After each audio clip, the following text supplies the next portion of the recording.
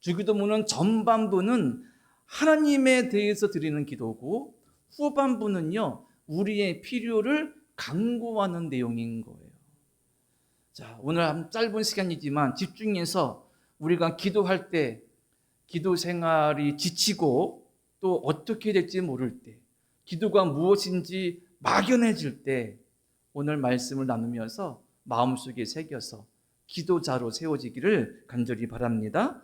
자, 먼저 전반부는 뭐라 그랬죠? 하나님에 대해 드리는 기도이다. 자, 2절 말씀입니다. 2절 말씀이요. 자, 제가 읽으면 예수께서 이르시되 너희는 기도할 때에 이렇게 하라. 아버지여, 이름이 거룩히 여김을 받으시오며 나라가 임하시오며. 아멘.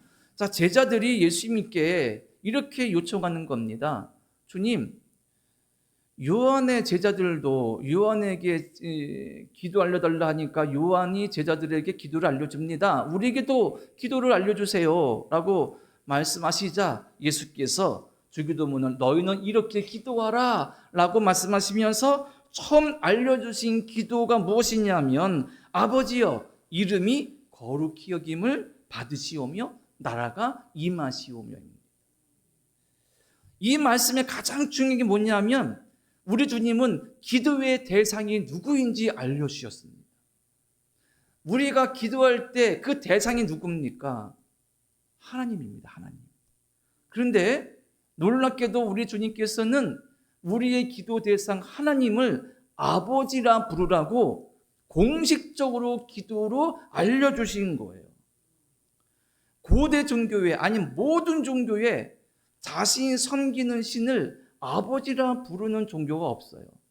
특히 고대, 예수님 당시 고대 모든 종교에 신을 아버지라 부르는 종교가 없어요. 왜? 옛날 고대인들이 믿던 신들은요, 괴팍한 존재들입니다. 어떻게 하면 인간에게 벌을 줄까? 어떻게 하면 인간을 괴롭게 할까? 그래서 인간은 늘 신하면 무서워요, 두려워요, 벌벌 떨어요. 나에게 벌을 줄까 봐. 우리가 듣고 있는 그리스 신화나 온갖 신화들이나 이야기들 보세요. 신들은 무서워요. 벌 주고 혼내고.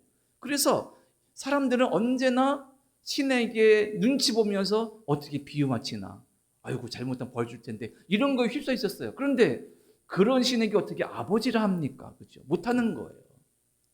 우리가 세상을 살아가면서 가장 경험적으로 느낄 수 있는 최고의 사랑이 부모의 사랑인데, 아버지의 사랑은 어머니의 사랑을 제외한 것이 아니라 남성 중심의 세상에서 가장 높은 부모의 사랑을 표현할 때 아버지라고 표현하는 거예요. 그러니까 아버지는 인간이 경험할 수 있는 최고의 사랑을 드러내고 표시하는 말씀인 것입니다. 하나님께서 아버지라는 거예요. 아버지의 그 놀라운 사랑이 우리에게 주신다, 이렇게 말씀하시고 있는 겁니다. 거기다가 마태복음의 주기도문 보면 이렇게 시작하죠. 하늘에 계신 우리 아버지요. 하늘에 계신 우리 아버지. 우리의 아버지이신 하나님이 어디 계시느냐? 하늘에 계시다는 겁니다. 성경에서 하늘이 나오면 하늘은 그냥 우리가 보는 파란 하늘, 그리고 때때로 구름 껴서 비가 오고 그런 하늘이 아닙니다. 우주 공간 어디 그것이 하늘이 아닙니다. 성경에서 하늘을 말한다면 이것은 하나님의 초월적인 능력과 전지전능하심을 상징하는 거예요. 하나님이 저 파란 하늘 어딘가 계셔가 아니라 하나님이 세상 우주 모든 것을 만드시고 주권하시고 지금도 이끌어 가신다는 그 전능하신 하나님의 능력을 고백하는 내용이 하늘에 계신이란 뜻인 거예요. 무엇입니까? 하나님은 우리의 생각으로 다 알 수 없는 분입니다. 우리의 사고의 영역으로 하나님을 우리 안에 끌어들일 수가 없어요. 나는 하나님을 알아 라고 말한다면 일부는 맞고 대부분은 거짓말인 거예요. 우리는 하나님에 대해서 요만큼은 느낄 수고 알 수는 있어요. 하지만 다는 몰라요. 왜? 하나님은 초월적인 우주 삼란 만상을 창조하신 전지전능하신 하나님이신 거예요. 그것에 대한 고백이 하늘에 계신인 거예요. 그런데 하늘에 계신 그 하나님이 우리의 뭐라고요? 우리를 너무나 사랑하시는 아버지시다. 그 다음 하나님께서 나라가 임하시오며 라고 말씀하고 있습니다. 나라가 임하시오며, 이것은 우리의 기도의 제목인가 동시에 하나님이 어떤 분이신지를 알려주시는 말씀입니다. 왜냐하면 자식에게 어떤 것도 아낌없이 줄 수 있는 아버지, 부모의 사랑처럼 우리를 사랑하시는 그 하나님이 나의 아버지 되시는데, 그분은 세상과 우주 모든 것들을 만드시고 주관하시는 전능하신 창조자 하나님이신 거예요.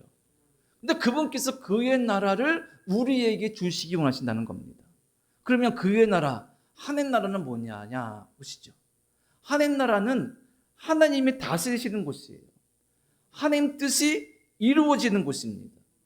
마태복음의 주기도문에 예수께서 뭐라 말씀하셨느냐? 뜻이 하늘에서 이루어진 것 같이 땅에서도 이루어지이다. 그러니까 하늘에서 이루어진 것, 하나님 나라를 말합니다. 하나님 나라의 뜻은 무엇이냐? 하나님의 사랑, 하나님의 긍휼하심, 부모의 그 높은 사랑처럼 우리를 사랑하시고 우리를 긍휼히 여기시며 인자하심으로 우리를 품어하시는 그 하나님의 놀라운 사랑이 이루어지는 나라가 하나님 나라인 거예요. 그 나라가 이 땅에 이루어지도록 기도해라. 예수께서 이렇게 가르치고 계신 것입니다. 거기다가 놀랍게도 하나님 아버지께서는 그 부모의 사랑과는 비교할 수 없는 큰 사랑으로 당신의 뜻, 곧 하나님 나라를 이 땅에 이루시기 위하여서 독생자를 주셨습니다.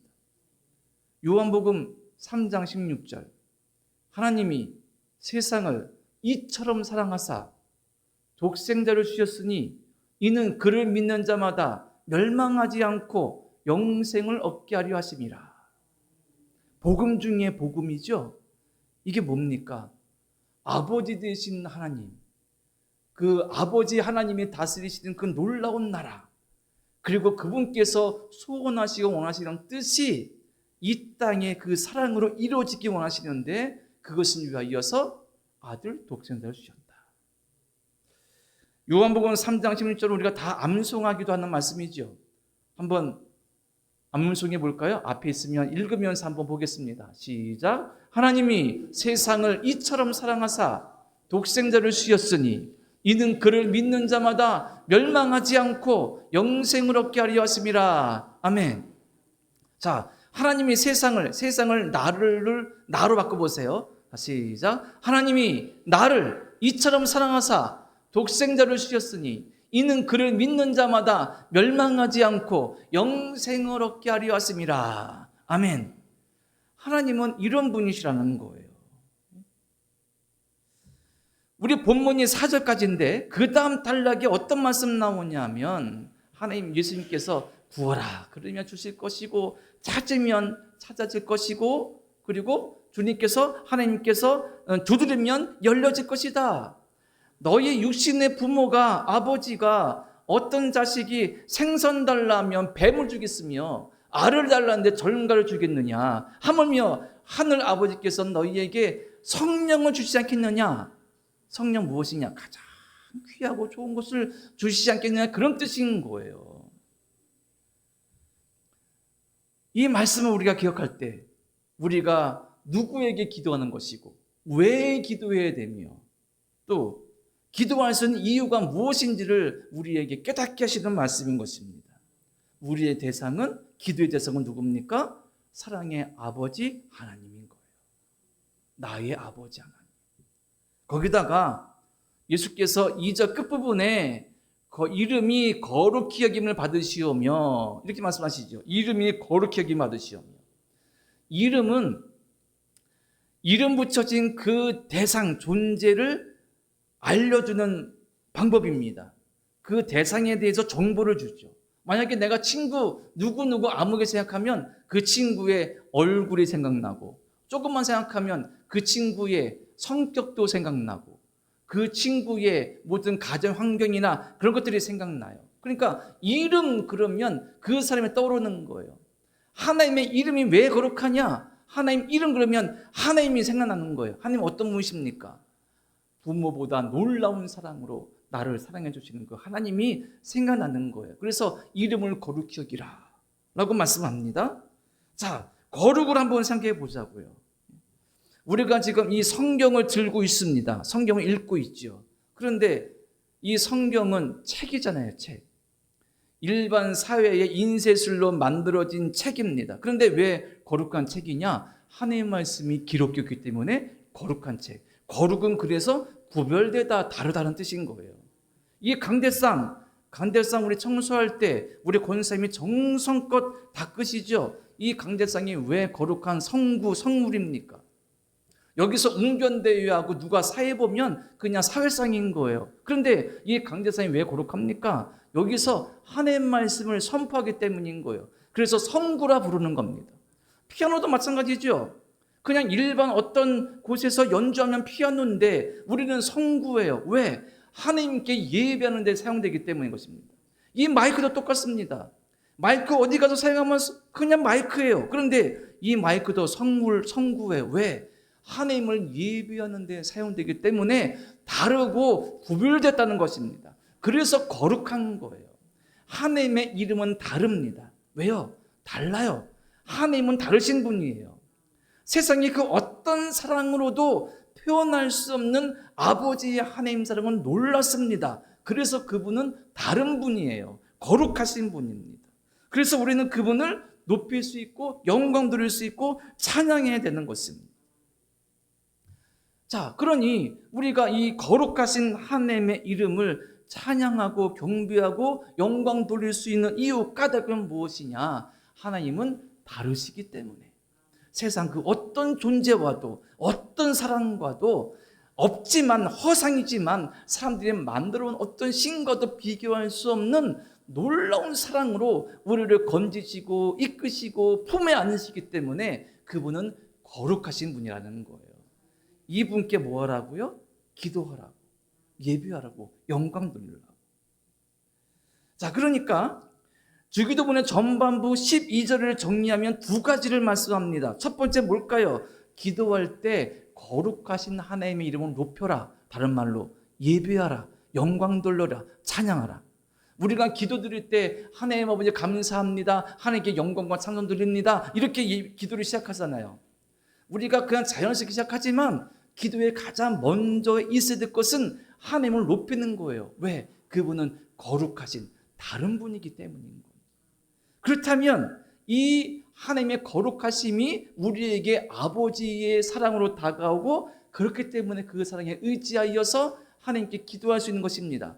때문에 하나님을 예배하고 찬양할 이유가 여기 있는 것입니다. 우리 주님은 기도할 때 이렇게 시작하라고 말씀하신 거예요. 아버지 대신 하나님을 높여라, 찬송하라, 영광 돌려라. 이게 기도의 가장 중요한 첫 번째이고 목적인 겁니다.